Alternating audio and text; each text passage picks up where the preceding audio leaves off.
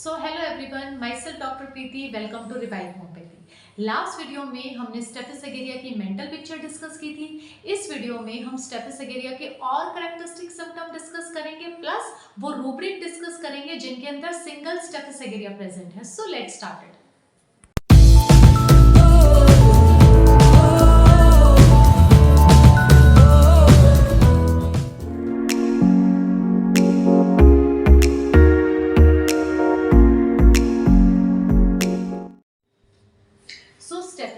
जैसा कि हमने लास्ट वीडियो में डिस्कस किया था, ये पेशेंट चिली होते हैं, थर्स्टलेस होते हैं। इनकी मैक्सिमम कंप्लेंट लेफ्ट साइड पर आती है।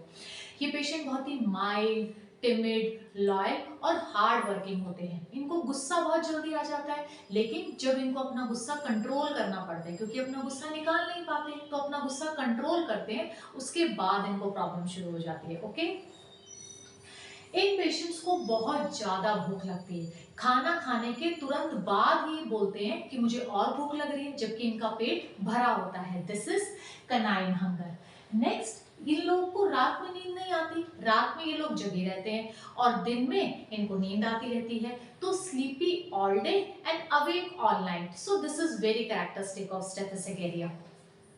नेक्स्ट, स्टाइस के लिए स्टेफिस एगेरिया बहुत ही इंपॉर्टेंट मेडिसिन है। अब क्या होता है स्टाई?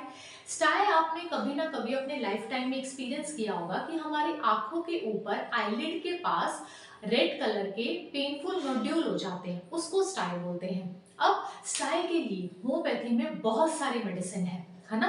तो स्टेफिस एगेरिया कब इंडिकेटेड होगी वो मैं आपको बताऊंगी, लेकिन यहाँ पर एक बात समझनी जरूरी है कि होम्योपैथी में किसी भी डिजीज के लिए कोई भी स्पेसिफिक मेडिसिन नहीं होती।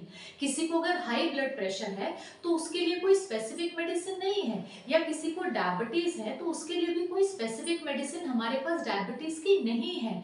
दवाई होती है पेशेंट की, जिसको हाई ब्लड प्रेशर है, उसकी टोटलिटी ऑफ सिम्टम्स को मैच करके जब हम एक सिमिलम मेडिसिन उसको देते हैं तो उसकी जो प्रॉब्लम है वो परमानेंट क्योर हो जाती है। दिस इज होम्योपैथी, और ये समझना बहुत ही ज्यादा जरूरी है। तो ऐसे ही स्टाई के लिए होम्योपैथी में बहुत सारे मेडिसिन है। किसी को अपर आईलिड पे स्टाई हो रहा है, किसी को लोअर आईलिड पे स्टाई हो रहा है, किसी को स्टाई के साथ आंखों में इचिंग है, किसी को स्टाई के आईज रेड हो गई है। तो हमें कौन सी मेडिसिन देनी है वो पेशेंट के कैरेक्टरिस्टिक सिम्टम्स पे डिपेंड करेगी। तो स्टेफिस एगेरिया स्टाइज में कब इंडिकेटेड होती है? फर्स्टली उन पेशेंट पे जिनको रिकरेंट स्टाई हो रहे हैं, बार बार एक के बाद एक स्टाई होते जा रहे हैं। सेकंड, जिनको मोस्टली अपर आईलिड पे स्टाई होते हैं। थर्डली, उन पेशेंट में जब पेशेंट आकर आपको हिस्ट्री देते कि जब भी मैं कुछ बाहर का खाता हूँ, तला हुआ खाता हूँ, उसके तुरंत बाद में को स्टाई हो जाती है।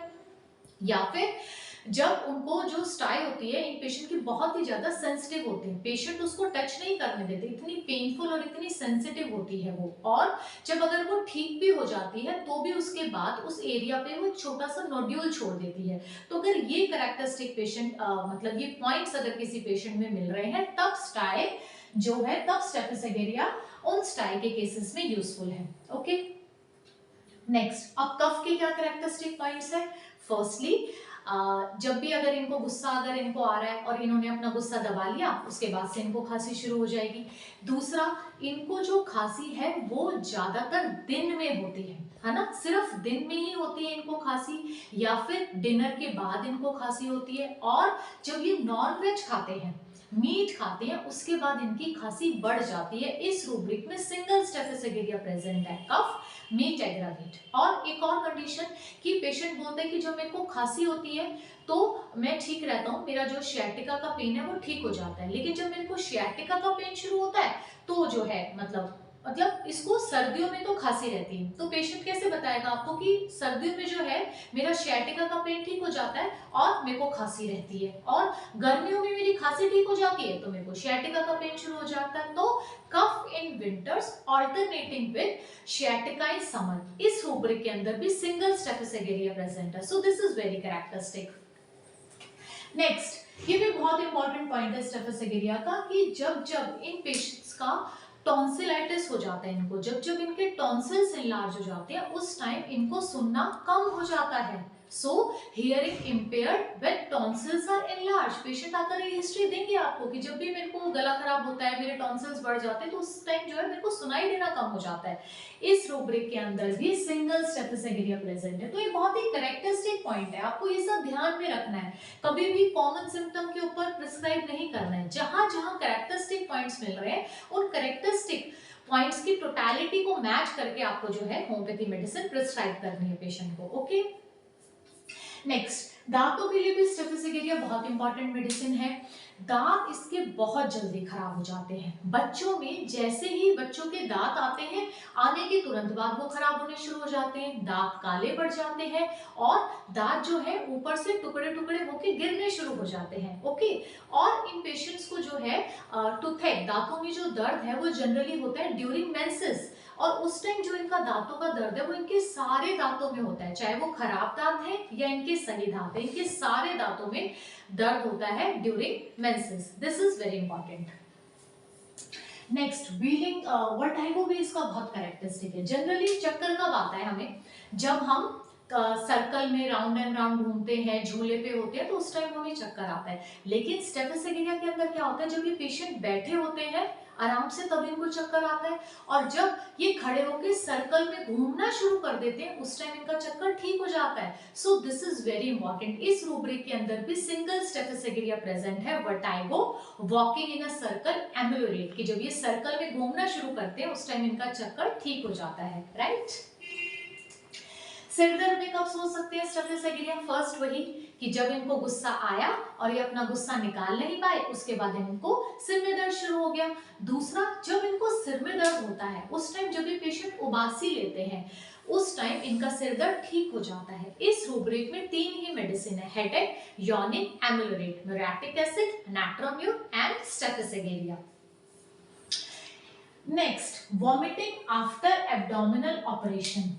इन पेशेंट्स को जब एब्डोमिनल ऑपरेशन होता है उसके बाद इनको वॉमिटिंग शुरू हो जाती है। पेशेंट कैसे बताते हैं आपको कि डॉक्टर साहब जब से मैंने ना वो किडनी का स्टोन निकलवाया है ना, जब मेरा यहाँ पे ऑपरेशन हुआ था पेट पे, उसके बाद से जो है मेरे को उल्टियाँ शुरू हो गई है, और ये ऐसी उल्टी है कि मैंने कितनी दवाइयाँ ले ली, मेरी उल्टी ठीक ही नहीं हो रही।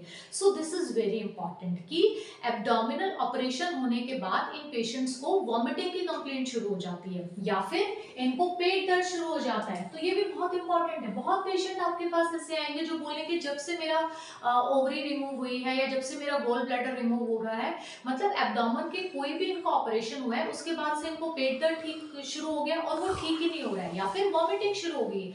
तो ऐसे केसेस में दिस इज वेरी इंपॉर्टेंट, है ना।